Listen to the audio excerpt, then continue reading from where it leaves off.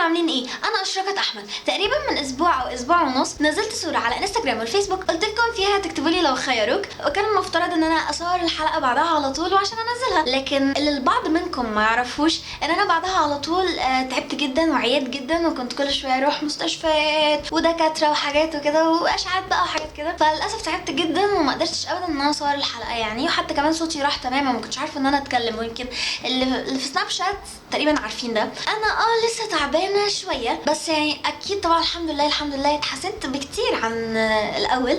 فاول ما اتحسنت قلت لا، انا لازم اصور لكم لو خيروك وما اتاخرش عليكم اكتر من كده، كفايه اللي انا اتاخرته يعني. فمعلش سامحوني، وبس خلينا نبدا في الفيديو، مش عايزه اطول عليكم اكتر من كده. عايزه اقول لكم على حاجه مش كلكم يعرفوها يعني، ان انا ميوزيكلي بتاعي ما عرفتش اخش عليه. يعني كنت مسجله دخول من موبايل ماما، وجيت اسجل الدخول من موبايلي انا، ما ينفعش ان هو يخش عليه تماما، وما كنتش عارفه ابدا ان انا اخش عليه، وحاولت محاولات كتير بس ما عرفتش، فاضطريت ان انا اعمل ميوزيكلي جديد. فمعلش لو انتوا كنتوا متابعيني على ميوزيكلي القديم، طبعا على ميوزيكلي الجديد. دي صوره البروفايل بتاعي، وده اسمه اشرقت احمد بس. ويلا خلينا نشوف الفيديو. اسفه جدا لو ما كنتش اخترت تعليقك او تعليقك، بس طبعا التعليقات كانت كتيره ومعظمها كانت متكرره، او الافكار يعني كانت شويه شبه بعض. اول لو خيروك من منار ناصر، بتقولي لو خيروك يا اشرقت تغني اغنيه بتناديني تاني ليه، او تاكلي بصل.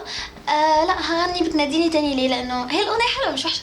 بتناديني تاني ليه، انت عاوزة مني ايه؟ يعني خلاص حبيتي غيري، يعني خلاص حبيتي غيري.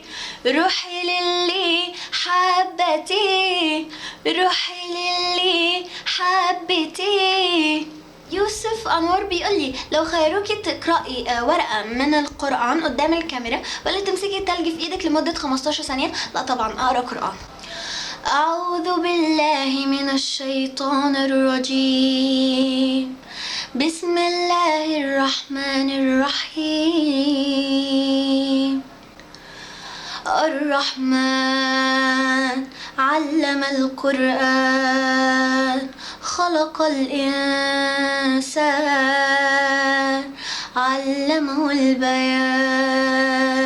الشمس والقمر بحسبان، والنجم والشجر يسجدان، والسماء رفعها ووضع الميزان، ألا تطغوا في الميزان، وأقيموا الوزن بالقسط ولا تخسروا الميزان.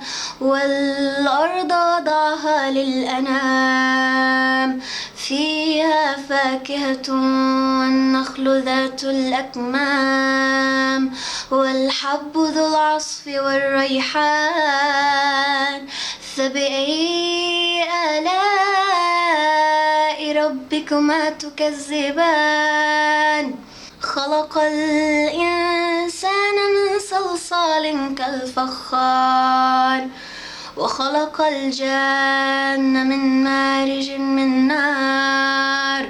فبأي آلاء ربكما تكذبان؟ صدق الله العظيم. على فكرة معلومة، أنا مش دارسة مقامات أو مش دارسة يعني صوتيات والحاجات دي، بس علياء محمد بتقولي لو خيروكي بين والدتك أو والدك، بتمنى تقولي اسمي علياء من القاهرة وبحبك جدا. وأنا كمان بحبك علياء. أختار ماما والدتي. لولو صبري بتقولي علشان انا بحبك هقولك لو خيروك سهله. خلينا نشوف. لو خيروك تبوسي قطتك او تتصلي على شخص في التليفون وتقولي له سلفني فلوس، يا رب تقولي اسمي فاطمه. اهلا يا فاطمه. بصراحه يعني الحق لله فعلا لو خيروك بتاعتك سهله جدا. اكيد طبعا اكيد طبعا هبوس قطتي. وكده سيب الكاميرا. انا اصلا قريتي ببص عليك.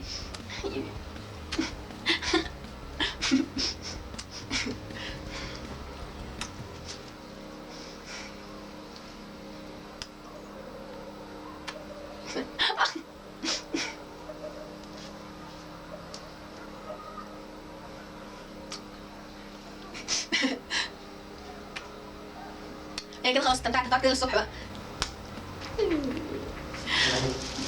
مشكله القطط ان هم بيطلعوا شعر بطريقه فظيعه جدا. يعني مهما مثلا اديتهم حقن مثلا او حاجات يعني ضد الموضوع ده، برضو بينزلوا قطط. هي قصدي بينزلوا قطط، بينزلوا شعر، فهي دي طبيعتهم. فدي بس المشكله. معظم لبسي تقريبا بيبقى كله مليان شعر، بقعد انضف فيه وبرده مفيش فايده يعني. بس هي انا بحبها قوي يعني. عادي بقى لو بتطلع شعر او ما بتطلعش، اهم حاجه انا بحبها. يمنى احمد بتقولي لو خيروكي تاكلي بيضه مسلوقه على بق واحد او تعملي عرض ازياء قدام الكاميرا. اتمنى تقولي اسمي يمنى، بحبك جدا. اهلا يا يمنى.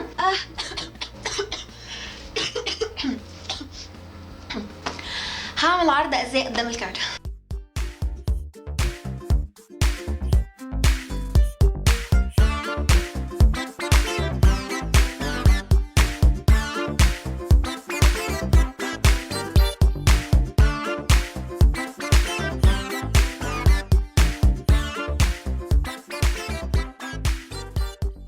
ملك احمد بتقول لو خيروكي تقولي لمامتك اكلك وحش او تفتحي الشباك وتقولي انا مجنونه ام كريزي بليز قولي اسمي ملك، بحبك جدا. اهلا يا ملك.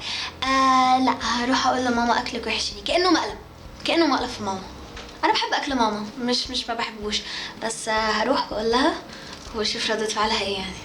تعالوا معايا يلا دلوقتي هروح لماما هقول لها ماما اكلك وحش.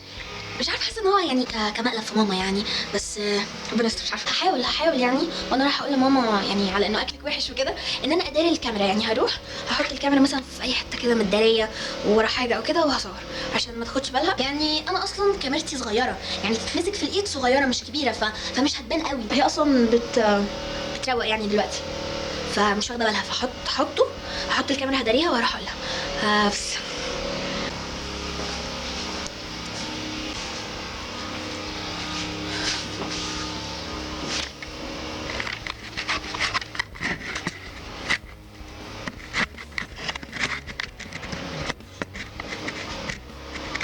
ماما. نعم. عايزه اقول لك حاجه بقى. قولي خلصت بسرعة. بصراحه يعني انت اكلك وحش قوي. نعم. اشمعنى دلوقتي بقى اكلي وحش؟ خلاص مش هعملك اكل تاني خالص. اعملي لنفسك. انت اتعصبتي ليه؟ ايه اللي خلى اكلي وحش دلوقتي؟ ما اعرفش. اكل على فكره المطاعم بره احلى واكل الناس كلها احلى. ما اعرفش، انت مش بتعرفي تعملي اكل. روحي اتفرجي على اي برنامج. شكرا يا حبيبتي، اعملي انت، مش هعملك حاجه تاني. والنبي خلاص والنبي يا ماما. طب ما إيه؟ لا مش معنى يعني ان انا بقول لك ان اكلك وحش يبقى انا اللي هعمل. لا يعني اتعلمي ماما وروحي اعملي. اتعلم؟ انت اللي جايه تقولي لي اتعلم دلوقتي؟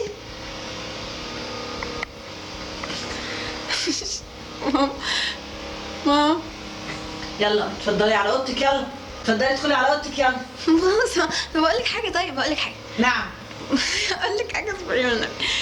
على فكره بقى انا بهزر معاكي. ايه يا ماما ما هزرش. تهزري تقولي لي اكلك وحش؟ والله بهزر. دلوقتي اكتشفتي اكلي وحش؟ الكاميرا معايا الكاميرا. ايه ده؟ والله اهو بصور فيديو. طب ليه كده؟ ما قلتليش ليه؟ بقول لك ايه يا ماما، بقول لك ده مقلب يعني. تعملي مقلب؟ طب انا بقى مش عامله لك اكل تاني خالص. لا يا ماما، لا انت بتهزري صح؟ مش هعمل يا ماما يا ماما اكل وحش. بهزر. على فكره انا بحب اكلها جدا والله، يعني بالعكس بهزر يا ماما. والله انت من امتى انا قلت لك كده؟ انا عمري قلت لك ان انت اكلك وحش؟ ما انا استغربت، انا فوجئت. انا عمري قلت لك ان اكلك وحش؟ انا اول مره في حياتي اقول لك ان اكلك وحش بهزر. طب اتفضلي على اوضتك بقى، خلاص. مش فيها مقالب تاني، عيب كده. ما تعصبيش. اتفضلي على طيب اوضتك. ده لو خيروك كنت تقولي لي. اقول لك ازاي هو مقلب. اتفضلي. ماما اتعصبت. انا ما كنتش متوقعه ردة فعلها دي، بس هي ماما عارفه يعني ان انا دايما بحب اكلها وكده. بقعد اقول لها ماما اكلك حلو كده، بحب ان انا اكل منها. فاول مره في حياتي اقول لها ماما على فكره انت اكلك وحش كده. يلا عشان ما نبقاش حرمناكم من حاجه. هو مقلب في ماما ولو خيروك في نفس الوقت يعني. فبس مش عارفه. ماما بتقولي في الاخر بيعملي انت الاكل. على فكره مش بعرف اطبخ، او انا اصلا مش بحب الطبخ. فبعدين بقى بعد ما اخلص الفيديو بقى اروح اقعد اصالحها وكده، وان شاء الله تكون بتهزر يعني، او ان شاء الله تكون بتقول كده يعني. عارفه قلب الام حنين وهترضى كل حاجه ان شاء الله. اللي بعده نغم طه بتقولي لو خيروكي تقعدي في مصر وتشتغلي دكتوره ولا تسافري لندن وتشتغلي هناك شغاله يعني كده. لا طبعا هقعد في مصر واشتغل دكتوره. لعلمكم انا من الناس اللي مش بحب موضوع او فكره الهجره بره البلد يعني والعيشه هناك. لا انا ضد كده تماما. او بالنسبه لي انا مش حابه كده. انا يعني حابه انه انا افضل في مصر، افضل في بلدي. انا حابه مصر بحلوها وبمرها يعني كل حاجه فيها. فانا حابه ان انا اقعد هنا. لو سافرت بره هتبقى كسياحه، لكن هرجع تاني يعني اسافر مثلا كام يوم ولا مش عارف ايه وهرجع تاني. لكن كبقى هجره ومعيشه في دوله تانية بره لا. نجلة محمد ابو العباس بتقولي لو خيروكي انك تشربي كوبايه لبن رايب او تاكلي نص ليمونه بحبك جدا وانتي عسل وكيوت وبتمنى تقولي اسمي نجله من مصر، انتي حبيبتي ميرسي ربنا يخليكي يا نجله. انا طبعا لو قلت لو خيروك دي لماما هتقولي لا طبعا تشربي لبن، رغم ان انا يعني مش بحب اللبن يعني. بس طبعا هتقولي لا طبعا تشربي لبن، ليمون ده ايه، رغم ان انا بحب الليمون جدا. ودي اللي معلومه معظم الناس ما تعرفهاش عني، انا بحب الليمون جدا. هتسالوا اي حد في عيلتي عارف ان انا بحب الليمون. لو لقيت ليمون قدامي بقعد اكله يعني عادي. نص ليمونه يا جماعه واكل. انا اصلا بحب الليمون زي ما انتم عارفين.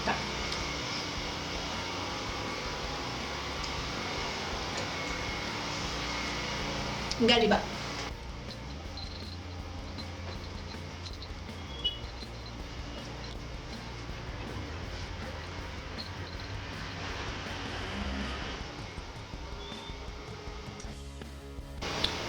ما خلصتها على الاخر. انت رجلك ايش؟ هكملها، هي مفيهاش حاجه بس انا هكملها.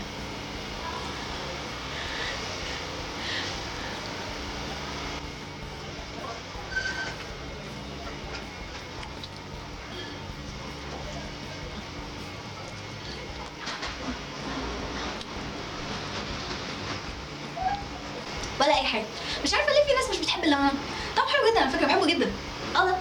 علياء بتقولي لو خيروكي ترقصي رقصة البطريق ولا ترقصي هندي، بتمنى تقولي اسمي عليا من مصر. عليا اهلا بيكي يا عليا. لا هرقص هندي.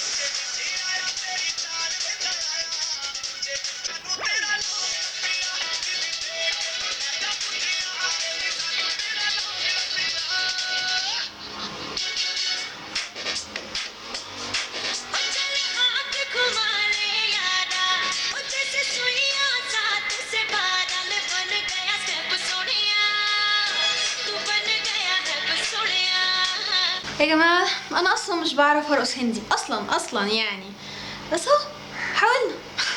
عايزة أعمل ساري هندي يعني، فجبت أي طرحة كبيرة يعني وهنشوف.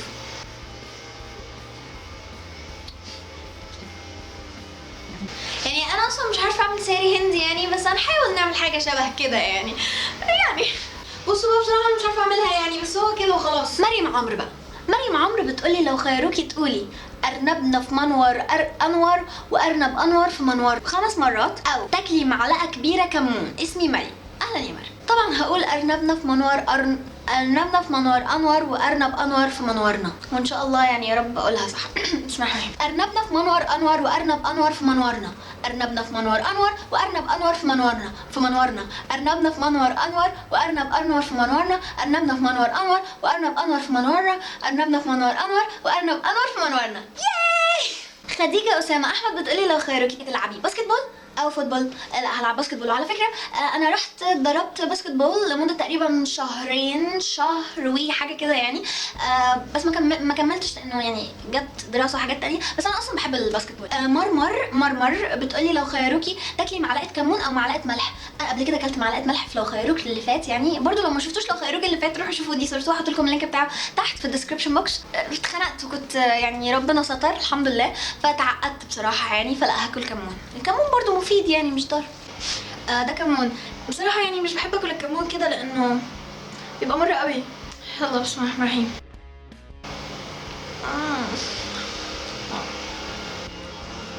مر لا انا اصحابه صغير.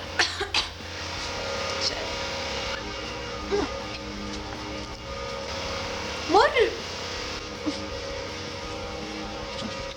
وبكده نكون خلصنا لو خيروك. اتمنى يكون الفيديو عجبكم، وعلى فكره انتوا طلبتوه مني كتير، لبيت نداءكم. ولو كمان عايزيني اعمل اجزاء تانية يعني من لو خيروك، اعملوا الفيديو ده لايك. خلينا نشوف هنوصل الفيديو ده كام لايك. ولو انتوا كنتوا جداد لاول مره بتشوفوا الفيديو بتاعي، ما تنسوش تعملوا لي سبسكرايب، تدوسوا على الزر الاحمر اللي تحت الفيديو عشان يوصل لكم كل جديدي، لان احنا قربنا على 100,000 وعايزين نوصل باسرع وقت ممكن ل 100,000 سبسكرايبرز. تابعوني على كل مواقع التواصل الاجتماعي، سناب شات والفيسبوك وانستجرام وتويتر وميوزيكلي. كل اسمائي هتكون على الشاشه، وكمان هحط لكم اللينكات تحت.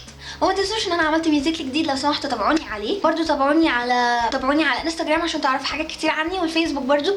وتابعوني طبعا على سناب شات لو عايزين تعرفوا يومياتي. مش عايزه اطول عليكم اكتر من كده وبس. شكرا ليكم جدا وشكرا للمشاهده ومع السلامه.